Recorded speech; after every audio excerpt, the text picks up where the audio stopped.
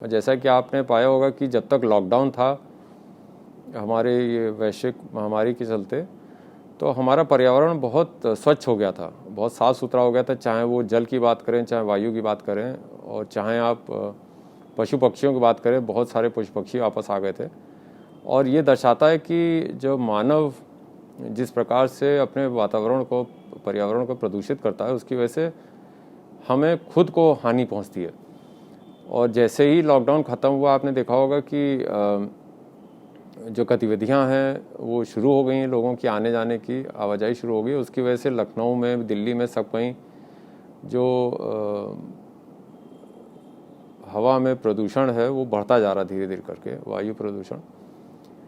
और जैसा कि हमारे माननीय मंत्री जी हैं डॉक्टर हर्षवर्धन जी, उन्होंने भी अवगत कराया सबको कि आपको कोशिश करनी चाहिए, ख़ासतौर पे जो बुज़ुर्ग लोग हैं वो कोशिश करके बहुत ज़्यादा देर तक बाहर ना निकलें। जैसे जैसे प्रदूषण बढ़ता जाएगा, ख़ासतौर पे जाड़ों के समय में और दिवाली के समय में, कोशिश करें कि बहुत ज़्यादा चहलकदमी या एक्सरसाइज बाहर जाके ना करें, ताकि आपके लंग्स में प्रदूषण ना जाए।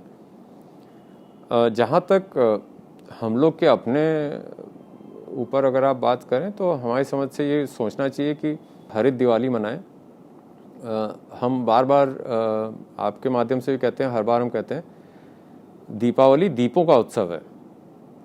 तो आप दीप अवश्य प्रज्वलित करें और खुशियां मनाएं, इसमें कोई दो राय नहीं। लेकिन पटाखे दगा के हम लोग न केवल वायु को प्रदूषित करते हैं, लेकिन पूरा अपना पर्यावरण प्रदूषित करते हैं। उसके कागज़ के टुकड़े इधर उधर पड़े रहते हैं, तो ये बहुत अच्छी बात नहीं। इसके अलावा बहुत सारी जो प्लास्टिक है उसके साथ घर आती है, वो भी ठीक नहीं है।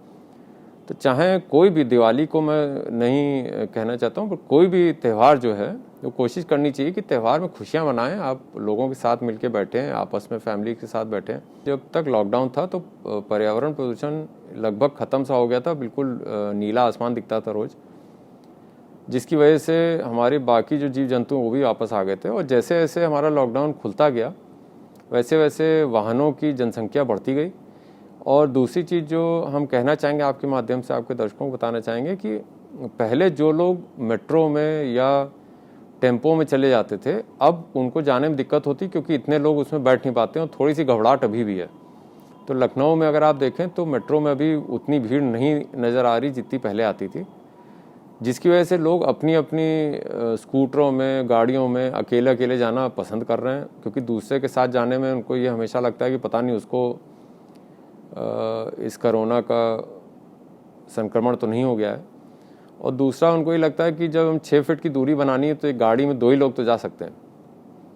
तो ये भी ज़रूरी है कि जैसे एक गाड़ी में पहले हमारे यहाँ 3 से 4 वैज्ञानिक आ जाते थे पूलिंग करके, अब या तो 2 आते हैं या अकेले अकेले वैज्ञानिक आ रहे हैं। तो जहाँ पर 4 गाड़ियाँ आ रही हैं, पहले एक ही गाड़ी आती थी। तो गाड़ियों की संख्या बढ़ गई है निश्चय रूप से। और दूसरा, जैसे जैसे अब स्कूल खुलने की बात आ रही है, उसमें भी थोड़ा सा देखिए, सरकार तो एक पॉलिसी बना सकती है, बता सकती है किस प्रकार से आप चले, लेकिन अंततोगत्वा हमको देखना है कि कैसे हम अपने पर्यावरण को सुरक्षित रखें। तो जैसे अभी बच्चों के स्कूल खुलेंगे, तो बच्चों की तो स्कूल बसेज आती थी या वैन आती थी, वैन में 10-10 बच्चे जाते थे। तो अब शायद ये मुमकिन नहीं हो पाएगा कि 10 बच्चे एक साथ एक वैन में जा पाएँ। तो फिर उसके लिए भी अभी गाड़ियाँ निकलेंगी, स्कूटर निकलेंगे, लोग बच्चों को छोड़ने जाएंगे। तो किस प्रकार से इसके ऊपर रोकथाम करी जाए, किस प्रकार से इसको अच्छे रूप से संचालित किया जाए, ये सरकार की तो जिम्मेदारी है ही, लेकिन हम लोग को नागरिकों को सोचना चाहिए कैसे हम अपने पर्यावरण को सुरक्षित रखें।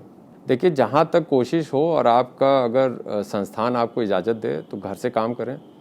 अभी हालांकि लॉकडाउन ख़त्म हो गया है, लेकिन जो इस तरह के कार्यालय हैं जहाँ पर घर से काम हो सकता है, आप अवश्य अपने घर से काम करें। तो उसमें आप कम से कम जो बाहर जाने आने की बात है वो कम हो जाएगी। दूसरा, इसमें यह भी देखना चाहिए कि अगर आप फैमिलीज़ को जानते हैं आपके अड़ोस पड़ोस में, और आपको पक्का विश्वास है कि इनमें कोई संक्रमण नहीं है, तो आप 2 लोग, कम से कम एक गाड़ी में 2 से 3 लोग तो आराम से जा सकते हैं, कोई दिक्कत नहीं है। जहाँ पर प्रदूषित वातावरण हो वहाँ ना जाएं, स्वयं प्रदूषण ना फैलाएं, कूड़ा ना जलाएं। जैसे पराली की बात होती है, पराली है, आप रात में, लोग जाड़ा लगता है जला देते हैं। ये सब चीज़ें हम समझते हैं धीरे धीरे करके ये तो हम ही लोग को करना है, नागरिक का कर्तव्य है, ना कि सरकार का कर्तव्य है।